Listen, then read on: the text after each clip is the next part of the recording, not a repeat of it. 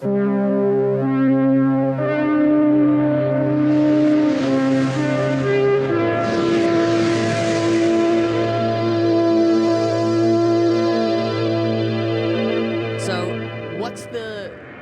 what's the background on Libra? Because this thing was around before Facebook joined or Shopify joined. Last year, Facebook announced that they were going to essentially start a cryptocurrency, or like their own currency. And there was a consortium of, I locked that door. There was a consortium of companies that were joining it.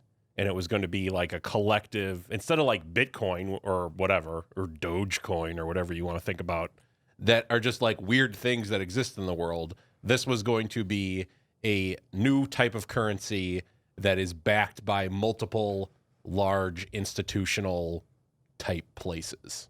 So I think like eBay, PayPal, Visa, MasterCard, Stripe, they were all part of the initial Libra consortium.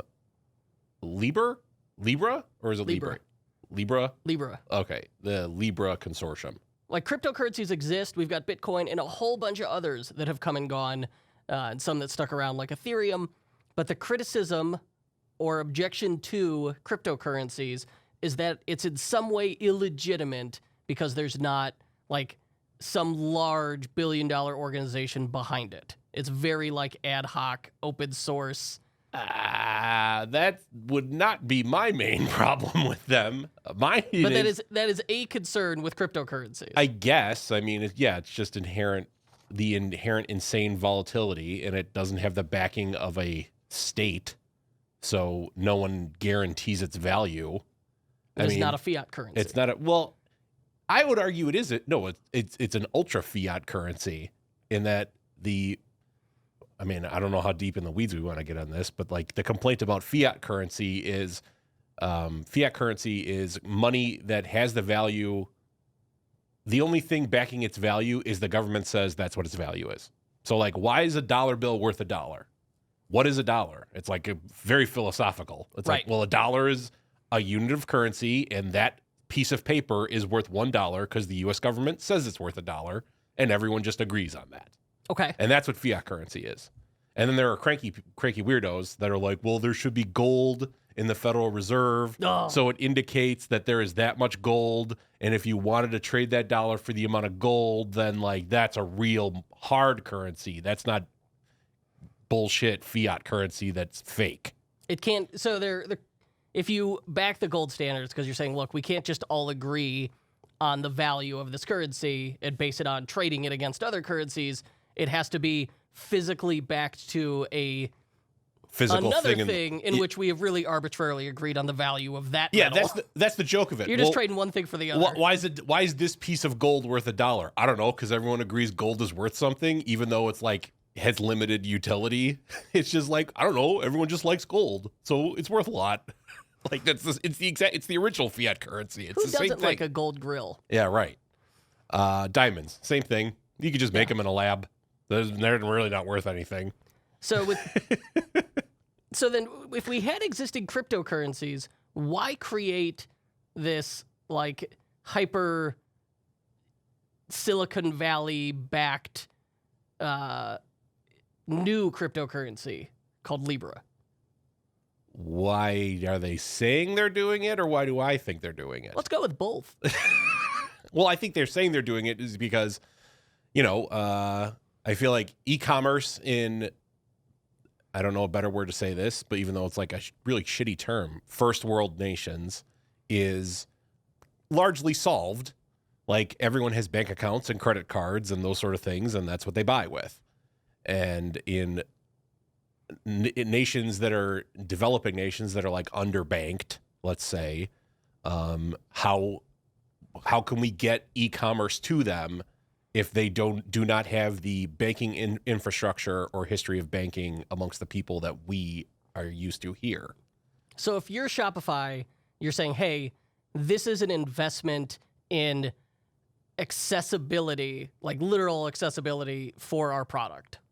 Yes, for places that normally, countries that you don't think of as being heavy e-commerce places.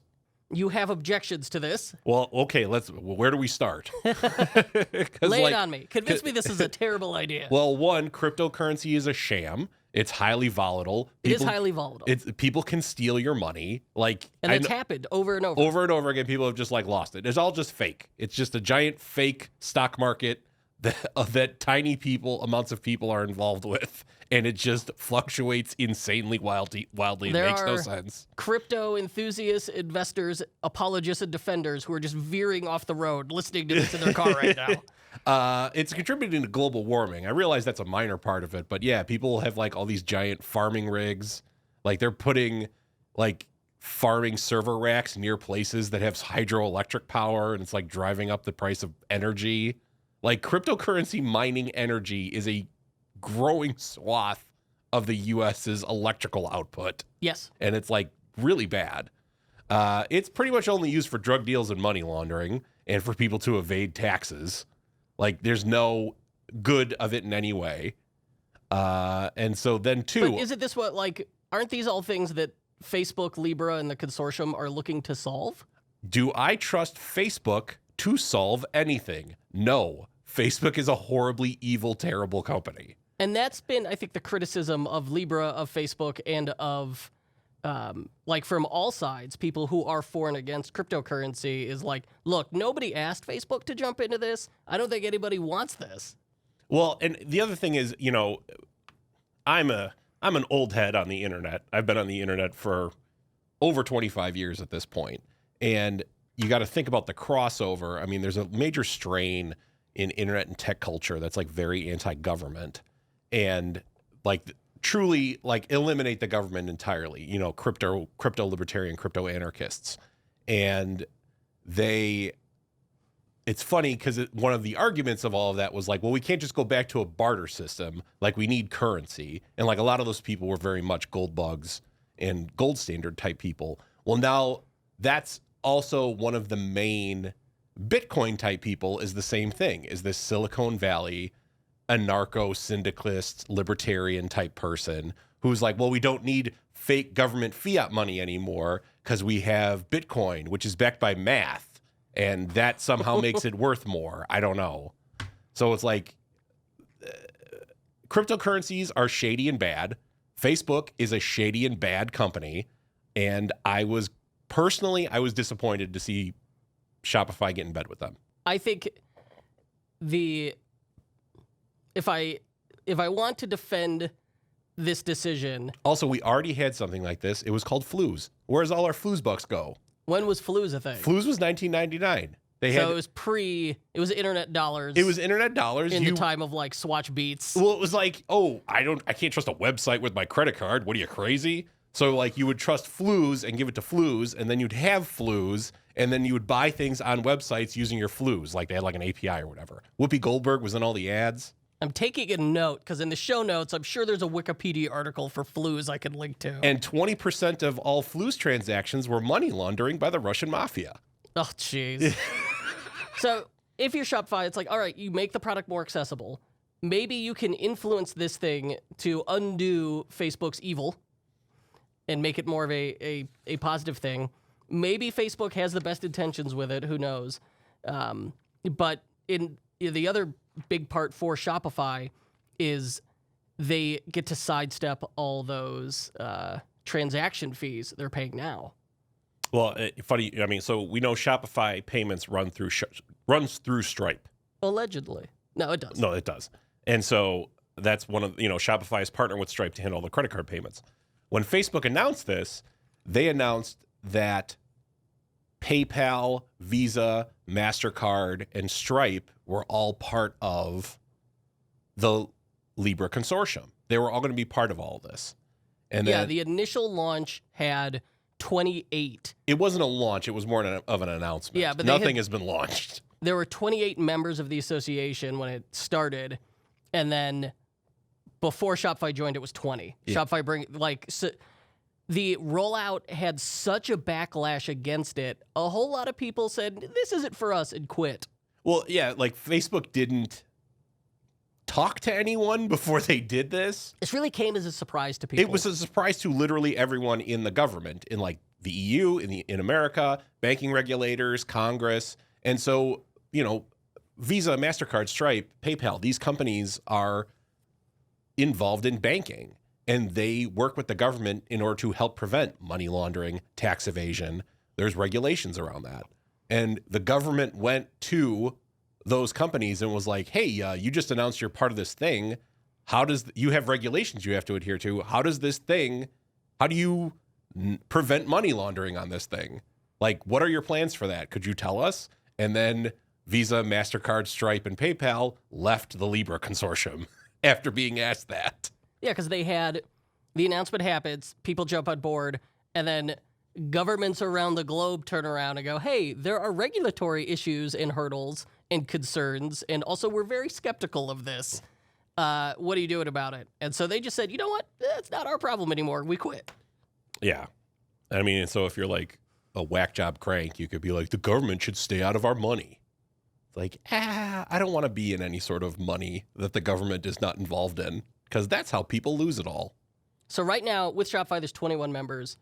Facebook says they want the association to have 100 members at launch. Good luck. Yeah, I mean, what's it going to be? It's going to be Facebook bucks that you use on WhatsApp. Like, that's truly the plan for it. I'm not being sarcastic. I mean, WhatsApp has I think it has 2 billion users all across the world. It's on their phones. People use it as their messaging. And they're going to buy and sell with that messaging. I forget the name of the Chinese. It's WeChat in China. And WeChat in China has essentially usurped a ton of services. There's like WeBanking. Like, you bank using WeChat that is installed on your phone in China. Like, that is... Anytime we think Facebook is gigantic and like gets its tendrils into everything. In China, this the We companies or whatever there, it's the same thing. It's just like, oh, we're in banking now. We're now the biggest bank in China. Like, oh, we're in photo. Like, we have our photo app or whatever. Like, that's now the biggest source of photos on the planet. Like, and because it's China, they're obviously deeply in bed with the Chinese government, and it's very shady and scary, but that's a whole other topic. So if I'm a merchant, the takeaway here is just sit on your hands, wait. This doesn't impact you in any way yet. I mean, Libra's not launched. There's always been Bitcoin support for various Shopify stores, right? I have seen stores support Bitcoin. Yeah, so I would like to know what percentage of their transactions are in Bitcoin. I guarantee it's less than 2%. I would be surprised unless it's like some unusual thing and that's what they're known for. If it's like Bitcoin enthusiasts looking and there's like a Reddit thread that's like, well, here's the stores that accept Bitcoin, go. No. No? No. All right. Yeah, I don't think we have anyone who... I've seen it here and there, but I've never... It's not really a thing merchants are talking about. It's just a shiny object that people like to talk about. They're like, it's coming. It's big. It's like, it's not. It never was. It never was. And I'll tell you, I'll speak in its defense, one good thing for it. So the good thing about Bitcoin, I feel like, I'll give it props for something, is you can slice the salami so incredibly thin that you could have microtransactions that are essentially like 2 cents or like less than a penny or whatever. Because, Apple dealt with this back on the iTunes store when they were selling songs for $1. It was literally... You can't engage in an online transaction for less than $1 because you lose it in terms of transaction fees and whatever your costs are and whatever. So there's like this lower bound of what you can engage in an online transaction fee with because of the credit card companies and how much they take.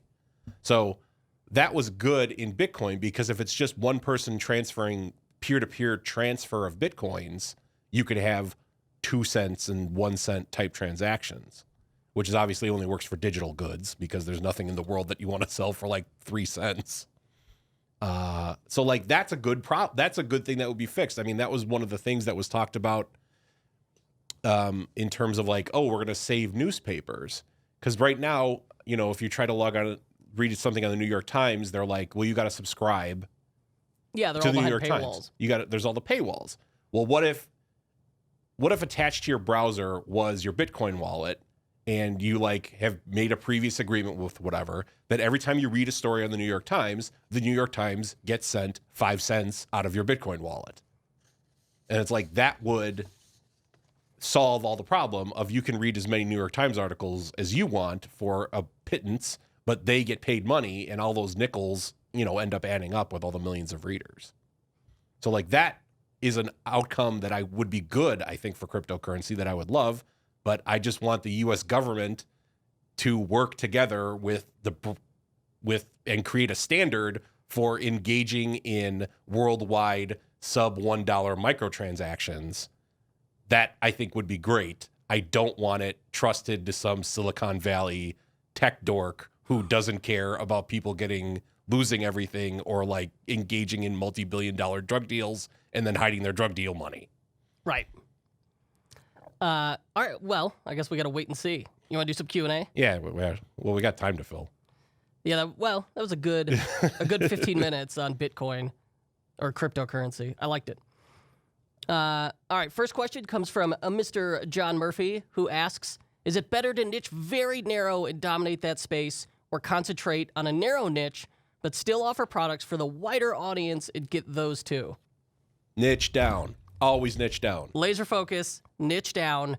You will make your life easier the tighter that niche is. Like, I get it's very easy to fall into the trap of cast a wider net to get more sales. And in this case, he's saying like, well, this audience is niche down, the site's niche down, but I also just happen to have these bonus generic items in my catalog.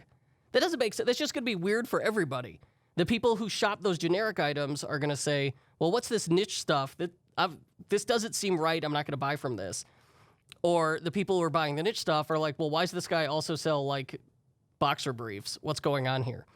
I don't know why that was my example for generic item. But yeah, niche down to like if you could niche down to you're literally selling a single product. I mean, like, holy crap. You laser focus your advertising. You laser focus the point of your store. I mean, probably you could almost have your entire store be one page if you're only selling one product. And life gets much easier. Life gets so much easier for you. It's like there's one thing you got to pack, one thing you got to ship, and whatever. And if you feel like at that point you need to expand your sales or your customer lifetime value, the next move I think would be for accessories to that product. Yes. If you're going to add products, if you're successful with your initial product set and you're going to add more products, you have to ask yourself why. Like, am I just adding products for the sake of adding products? Don't do that. The products you add need to add value to the core customers.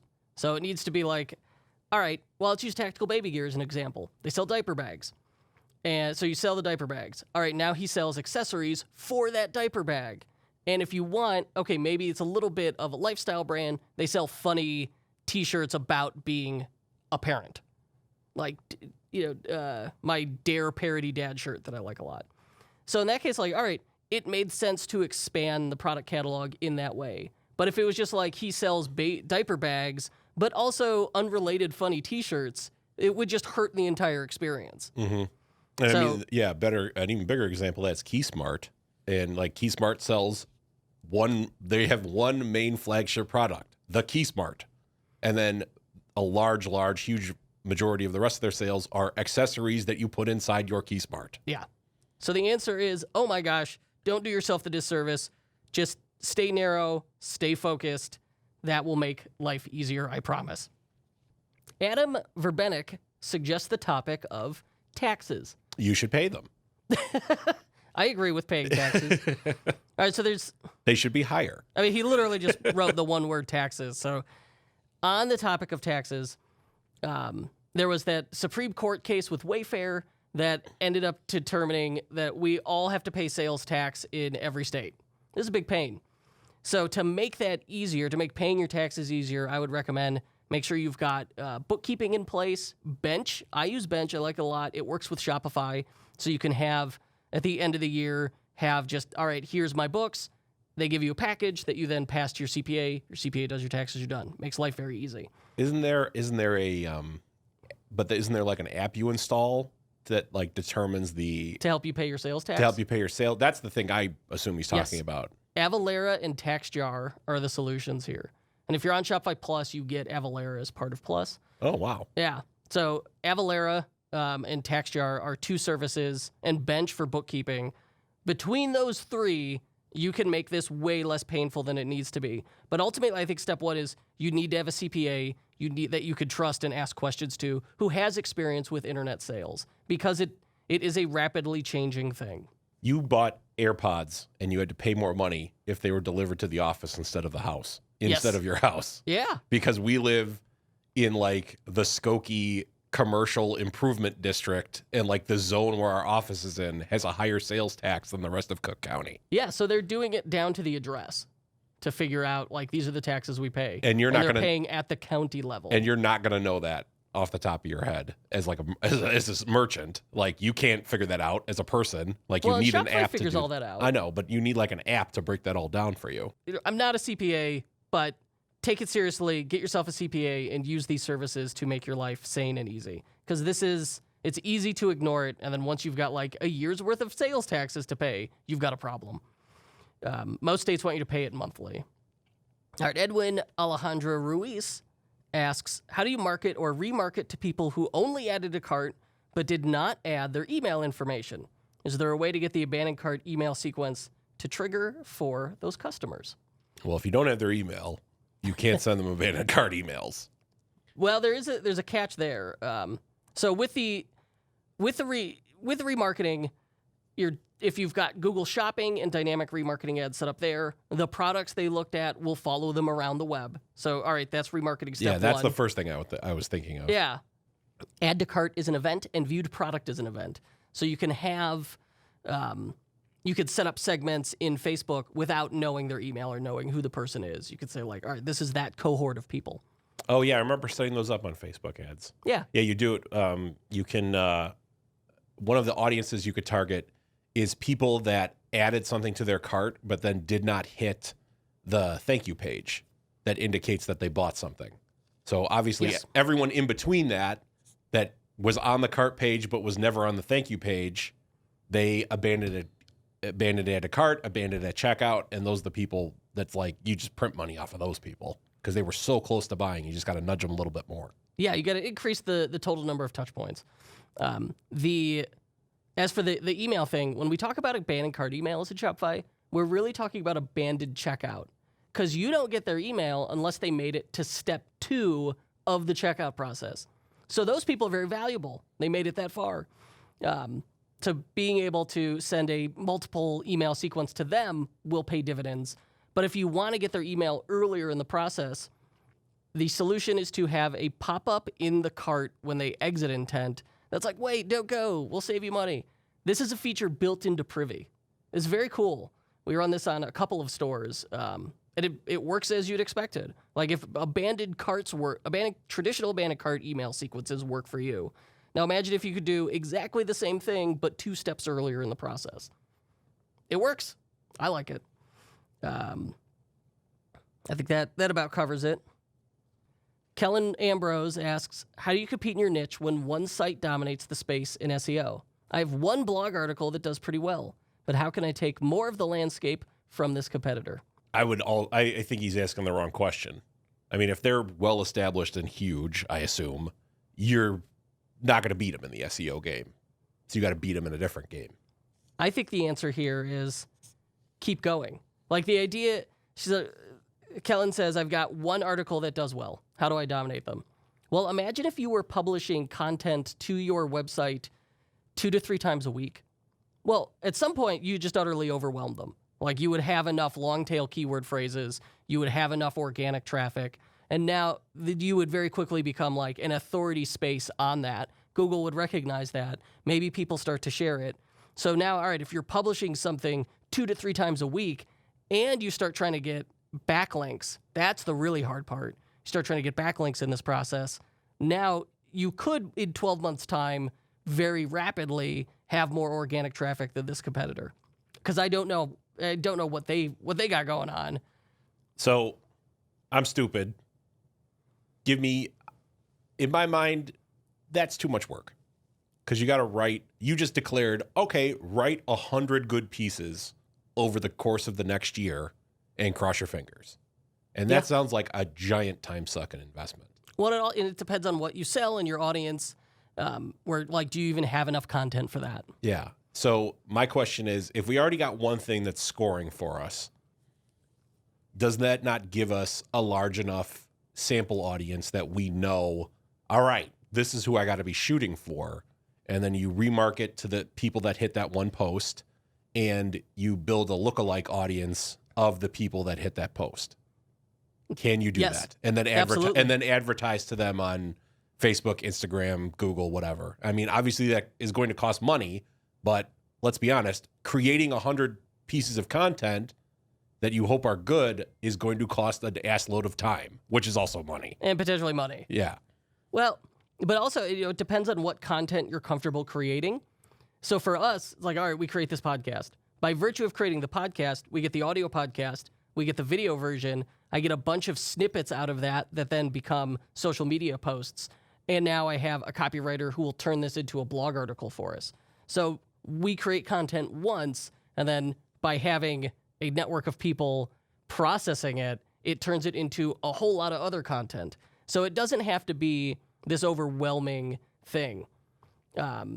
Or like what my wife does, you kind of template the process. So she had to she built a droid at Galaxy's Edge at Disney World, and she built a lightsaber at Galaxy's Edge. Both of those have articles that's like, here's a full explanation if you're planning this. And then it's loaded with long tail keyword phrases, and then ideally that gets organic traffic. Once she wrote the first article, she used that as a skeleton to write the second article. So the second article took 30% the time of the first one. So as you develop, if you look for these ways to develop more content out of what you have, so get everything out of what you've got, it's not as intimidating as you'd think. Like, you just don't want to be starting from scratch every single time. And she knows, like, this is an article I've got that's successful. Well, can you create more articles on that topic? Can you expand on that? Can you make other variations on it? Can you provide it in different formats? Like, I think once you've got one thing that works, just lean into it. But if the answer is like, how do I SEO? The answer really is always going to be content. It's content marketing. That's my opinion. I don't like SEO. I like content marketing. I feel like it's the domain of Bitcoin people. Yeah, I think SEO is important, but focusing on great content for people, I think, is more important. And SEO is just like a tactic under that umbrella, is how I look at it.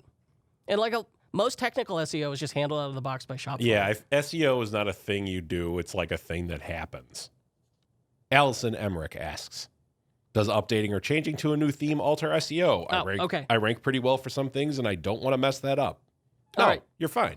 Yeah, so the answer is probably not. 99% no. Well, if you've got some crazy thing going on where it's like you're changing templates around and you got some heavy hitter like page type content, and in the course of you make the decision to like rename products and move things around, you probably need to set up redirects. As you set up redirects, you're fine, but like a theme itself won't break links. You're right. A new theme wouldn't change any of that. Like when I change theme, my links don't change. The content for a lot of stuff doesn't change. There's some stuff that's in the theme, but most content does not change. Really, like my sitemap's still there. Really, my only fear would be, do both themes have structured data set up correctly, which you could figure out using the Google Rich Snippet Data Testing Tool. Just rolls off the tongue. You can figure out if your rich snippet data is good, and it's easy to fix with an app. SEO apps will do it. JSON LD app will do it. We should just call it Gerst. Gerst? And then not explain what it is. Oh, that'll be helpful. No, so I think the short answer really is no. It does not. It should not have an impact or sizable impact on SEO. Just double check that your Google Rich Snippet data works. If it does, you're good. Caesar Torres asked a good discussion question. Caesar always has the best discussion questions. Caesar says, what's the possible impact of supply chain disruptions stemming from the coronavirus outbreak? And Caesar, I love you, but what do we look like? We work for the CDC? Like, I don't know. Well, there's been a lot of stuff in the Apple space, they've been talking about that they're like, oh yeah, there was supposed to be an iPhone SE2 that comes out next month, and there's a new version of AirPods that are supposed to come out in the next 3 or 4 months, and Apple is probably delaying those because there's no one in the factories in China to make them. So it is having an impact.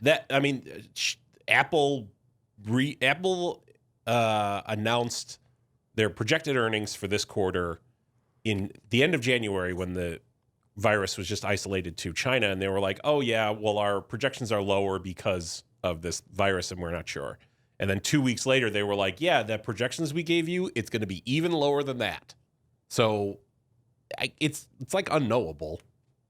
Like no one knows how crazy this is going to be.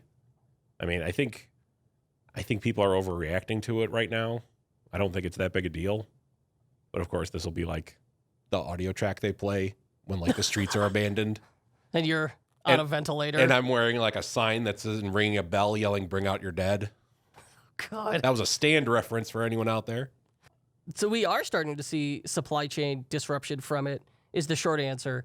The question is, how big is that impact? How long will it go? Yeah. I've ordered some crap from China. It showed up in the last month.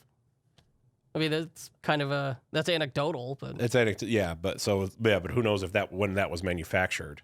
Yeah, we know shipments are coming out of China right now. Yeah, I mean, it's just like, I don't know. The CDC doesn't know. Our new coronavirus czar, Mike Pence, probably doesn't know. Ugh. So I think the answer is it hasn't been, if it has had an impact, it's not large yet, but it is something to be aware of and keep an eye on. Yeah, I think it's a part of the problem is that if there's like this manufacturing monoculture in China where it's like everything's made in China, and then it's like, well, the country of China has decided to lock itself down, so now nothing gets made. Kathleen Smith said, what's your preferred way to add videos to Shopify product pages? Well, you've got 3 options, really. There's the new rich media uploader that's rolling out in themes. That will let you just take a video, drop it into your product listing like a photo, and you're done. That's awesome. You can embed it in the product description, but that would assume you've got it on YouTube or Vimeo. Or if you've got, some themes will support a thing where you could use the old editor to get it into the product photos. Yeah, you put a video in like the alt tag of an image, and then the YouTube embed goes in the alt tag. The YouTube embed goes in the alt tag of the image. I know. And then you just put a screenshot. Yeah. Of the video as the image, and then on the product page, it doesn't show the screenshot; it shows the actual video, and people can click on it. And out of the sandbox, I know Turbo does that. Yeah. And she says here, I played around with adding a video from my YouTube channel on a product page, but I didn't like the look of it. Too busy with all the YouTube buttons, and the fact that YouTube suggested totally off-brand videos at the end of my product video. I think you could turn that off. You used to be able to. Yeah. It was a query string. Yeah, it was a query string. Like rel, so related equals 0. Yeah. And that is no longer supported. Oh, great. So they're like, look, party's over. We're hosting these things for free. You're not getting away with this anymore, guys. So she's right. That is annoying. Yeah. The solution is you got to host it somewhere else. Vimeo. Well, you can host it on Shopify if you have. If it's small enough and you know how to do it. It's got to be under 20 megs and you got to know what you're doing, which unfortunately most people don't. That's not a knock on them. It's a dumb, complex thing. Yeah, it's like, all right, we got to understand how HTML video tags work. Yeah. And how to get it in like videos. And video compression. And video compression and sizing. Which, these are 2 things you are unusually good at. Yeah, I'm super obsessed with it, so I'm really good at it, but I know most people aren't. Yeah, and even then, like, there's going to be videos that are just too long. Yeah. So I think if you want just like a clean experience where you have control of it, there's other hosting services that are much more willing to play ball with you in that regard. I like Vimeo a lot. But like Wistia is good too, and I think Bright Cove is is a more enterprise solution. I'm sure there are others, but if it were me and I just wanted to get rid of that branding, I go straight to Vimeo. I like the player, the service is inexpensive and good. One last thing: do you suggest to place the video at the last image slot or instead in the bottom of the product description? I don't think it matters very much, but if you're making me pick, I'm picking in the product description. Me too, because it's always there, and who knows if they're going to end up hitting the last image. Yep. On your stack of product photos. Why not be the first image? Yeah, I don't understand. Yeah. If you want people to see it, don't hide it. Yeah. It's like you went through all the effort of making the video. We know the video increases conversions. A lot of the sites we work on, it's just part of the product description. Well, and if you have like, if you have a more advanced theme, there's like product detail pages. There's like more complex product templates that have sections that you can use. Yes. And you could put in a lot of those available sections is like a video embed. So you could put your video embed in the section. Yeah. So it's like in the page in general. All right. The question I want to close on is from James Circle, who says, and this got no replies in the Facebook group when he posted this. Does anyone else have a site with too many customizations and apps to get help from third parties or in some cases Shopify partners? Whoa. It sounds like James needs an intervention. Yeah. Like there's so much going on with this that people run away from the work and multiple people did it. All right. If a whole bunch of people refuse to work with you, what is the common factor here? It's you. Yeah. So I think one thing to realize with the Shopify Partners program and being a merchant trying to hire someone to do work on your website with Shopify, there are 1 million merchants. There are 12,000 app partners. Only a fraction of those 12,000 partners work on are like Shopify theme developers. So best case scenario for the merchant, there's 100 merchants for every Shopify partner. A typical agency really only needs about 8 clients at a time. So in that situation, when you are hiring, the Shopify partner is the prize in that relationship. They control the frame. So when you're trying to hire somebody, it really helps to show up and like be polite and professional. I know that sounds dumb, but you'll get a better response that way. So it seems like he knows the issue. If he shows up trying to hire people and is like, hey, this theme's got issues, we've got problems, help us fix it, maybe you'll have a better response. If you say, hey, we'd like to hire you for, we'd like to hire you for a retainer and we want to spend $5,000 on that, you'll probably be able to hire somebody then. You can get whoever you want then. Yeah. I mean, most agencies, for enough money, will do whatever the heck you want. But I think like hiring, if you're like, oh, I got this one problem and it's a $500 job, that's much less enticing for them to wade through your disaster. Yeah, because there's just like a lot of legacy knowledge they got to fix. And then there's always the fear, like, well, when I see a theme that's basically a Jenga tower, that's Paul's term coin that, a theme with so much going on, like James's, we call it Jenga tower. Because if you pull out the wrong block, the entire thing falls apart. Change one thing and it falls apart. They are afraid of it. So you got to make the risk worthwhile for them where they know, like, all right, I'm gonna do what he wants. Something we don't know about may break, and then I'm gonna be married to this thing forever. Yeah, and that's the thing is that, you order me to do something, and so I do the standard thing I would do when I pull out the Jenga piece I'm supposed to pull out, and the entire tower collapses, and you're like, you broke my site. It's like, well, you broke your site. I just breathed on it. Yes. But now it's my problem that I need to work on, and it's gonna take 5 times as long, but I'm still only getting paid the initial thing we talked about because this is my fault, apparently. Never, if you have so many customizations and apps, he's recognized the problem. What can we do about that? Is it time to just start over with a new theme? He needs to, when he is looking for Shopify partners, I don't think he would have a problem if he went, I know my current site's a disaster, I need to start over, help me start over. We're working on a huge theme build. I'm super proud of it. We could share it when it's done.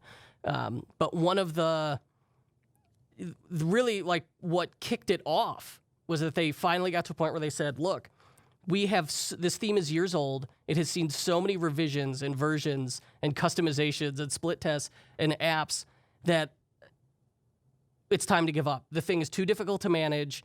There's so much technical debt involved in changing anything. We just need to start over with a clean slate. Yeah, I mean, the theme is so old, it was before sections existed in Shopify, and they have all these special bespoke product pages, and every single product page is just hard-coded HTML code. So if they want to make a change to like, we're going to make our product pages look like this now, okay, well, you need to go into 50 different special product page templates and then write the code to make the change in all 50 of them. And like, obviously, no one wants to maintain that. And so they're correctly running away from it, and we're Yes. helping them upgrade. So really, it's like there's whatever got him into this situation, it could be just trying things over time. I think like now you're at the point where you say, where rubber meets the road and it's time to either upgrade to a new theme and really look at the existing theme as like, hey, here's everything we learned about what does and doesn't work and what we do and don't like, and now let's put that into a new theme project. One last quick one. Lisa Looper, that's a great name, asks, how can I offer discounts based on the number of product a person buys? Not multiples of the same product, but product groupings. I'm aware of bundle apps, but I'm wary to try them because I've added product variants with another app. Third Love is a great example of a store that does what I'm looking for. So if you go on Third Love, they sell bras, and they say, hey, you could buy 2 bras at $25 each, or you could buy 3 bras for $60. But that's not the exact numbers, but it's... And it's any 3 bras. Yeah, just pick any 3. Yeah. The only sane way to do that, because she says, hey, I tried an app, and it, like, added other variants, and it messed up my inventory. That's, like, it's a janky workaround for a lot of apps to be able to do this, where they have to make, like, hidden variants. Mm-hmm. There's a big... And there's risks to that where people might be able to add the hidden variant. Yeah, and if you run into issues. And if she creates it as a product where it's like the three bra bundle, and now the inventory, and now her inventory doesn't sync up because it's 2 different products. Yeah, she has a bundle representing another product, and Shopify and most ERPs do not know what to do with that. Yeah. So I'm assuming you're not on Shopify Plus. I hate to say it, this is incredibly easy to do on Shopify Plus. Yeah. So a Shopify line item script would do this, where you'd say, all right, here are the qualifying products based on ID or tag, and if we hit, if it's like any 3 of the products in this list appear, then give them a 20% sort by price. Give them a 20% discount or whatever. Not even, you could do sort by price, find the cheapest one, mark that 100% off. Boom, done. Yeah. No discount code, no messing with your inventory, no app. That's just how it works. The downside, editing scripts requires a developer because they're written in Ruby code. Yeah. And you're moving up to Shopify Plus, which is quite an investment in a monthly fee. So you'd want, like, okay, maybe you had problems with taxes. All right, well, it adds Avalara. And maybe you're running multiple stores. All right, well, that's all included. So you'd probably, unless this potentially represents like a really amazing sale for your business, you would want to make sure you could pick like 3 features that you'd be able to leverage at Shopify Plus before upgrading. I mean, what's plus? $2,500 a month? $2,000. $2,000 a month. So $2,000 US. So $24,000 a year. And that's, you get reduced processing fees on Shopify payments, so that offsets the cost. Yeah. So it's $24,000 a year. I mean, if your store's making enough money, I mean, I can see where this could. Yeah, it's like we're doing a lot of BOGOs, we're doing a lot of sales. This opens up a whole new world of sales and discounts for us. And we think just with these sales and discounts, we can increase our revenue by very conservatively 10%. You could also use this to do Shopify scripts to do, you're right, a BOGO sale, and you could do free gift with purchase. None of this involves coupon codes. Like being able to run those 3 promos throughout the year, that could easily offset the cost. Yeah, if your annual sales are big enough that increasing them by 10 to 20% nets you an extra $24,000 a year, all right, Shopify Plus is paid for itself. And then, we got to schedule those things. Okay, well, Shopify Launchpad will automate publishing and unpublishing the script and swapping out the theme. Yeah. So no one's getting up at midnight to turn the theme on. So there's some other advantages there as well. I love Shopify Plus, but I get, you have to be at the right place. It's a big investment for people, and like we understand that, but like once you hit a certain number of annual revenue, and which is a lower number than you think, it really does pay for itself. Yeah. No, absolutely. Okay, that's a good place to stop. As usual, we want to hear your questions, and we want to hear from you. Join our Facebook group, search Unofficial Shopify Podcast Insiders on Facebook, request it, and we will see you there. Thank you, Mr. Rita.